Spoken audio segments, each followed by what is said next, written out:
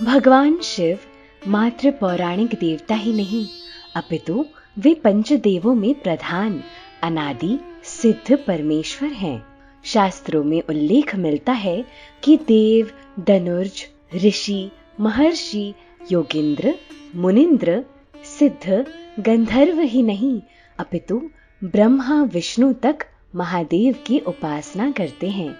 देवों के देव महादेव बहुत ही भोले माने जाते हैं, इसलिए उनका एक नाम भोलेनाथ भी है।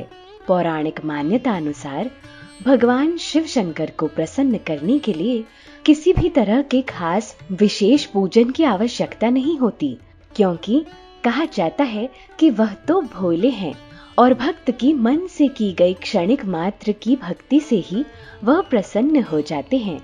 अगर आप भी शिव की भक्ति और कृपा पाने के लिए सावन के सोमवार का व्रत करते हैं तो इस कथा से भोलेनाथ को प्रसन्न कर सकते हैं। एक बार किसी एक नगर में एक साहूकार था। उसके घर में धन की कोई कमी नहीं थी, लेकिन कोई संतान न होने के कारण वह बहुत दुखी था। संतान प्राप्ति के लिए वह हर सोमवार को व्रत रखता था और पूरी श्रद्धा के साथ शिव मंदिर जाकर भगवान शिव और माता पार्वती की पूजा करता था। उसकी भक्ति देखकर एक दिन माँ पार्वती ने प्रसन्न होकर भगवान शिव से साहूकार की मनोकामना पूर्ण करने का निवेदन किया।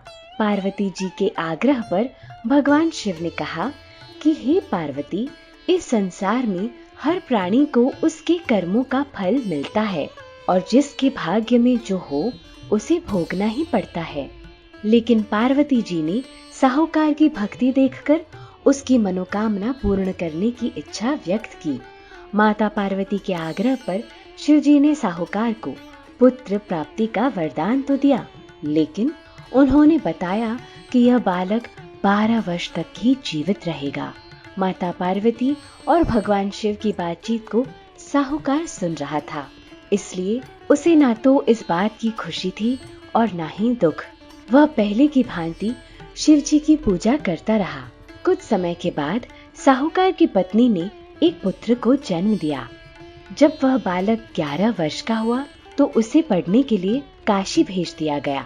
साहूकार ने पुत्र की मामा को बुलाकर उसे बहुत सारा धन देते हुए कहा कि तुम इस बालक को काशी विद्या प्राप्ति के लिए ले जाओ।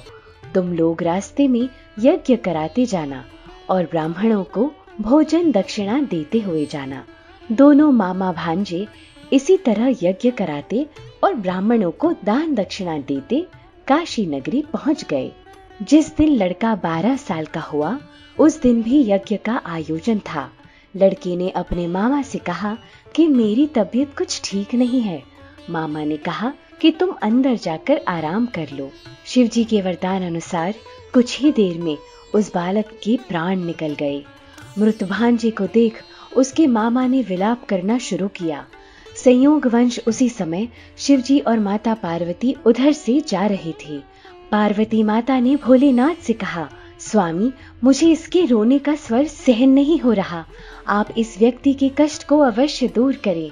जब शिवजी मृत बालक के समीप गए तो वह बोले कि यह उसी साहूकार का पुत्र है जिसे मैंने 12 वर्ष की आयु का वरदान दिया था। अब इसकी आयु पूरी हो चुकी है। लेकिन मातृभाव से विभोर माता पार्वती ने कहा कि हे महादेव, आप इस बालक को और आयु देने की कृपा करें, अन्यथा इसके वियोग में इसके माता पिता भी तड़प तड़प कर मर जाएंगे। माता पार्वती के पुनः पुनः आग्रह करने पर और उस व्यक्ति का विलाप सुनकर भगवान शिव का मन पिघल गया और उन्होंने उसी समय उस लड़के को जीवित होने का वरदान दे दिया और वो बालक दीर्घ आयु हुआ। इसीलिए महादेव को भोले कहा जाता है, जो अपने भक्तों की जरा सी पुकार पे उनके लिए कुछ भी कर सकने के लिए सदैव तत्पर रहते हैं।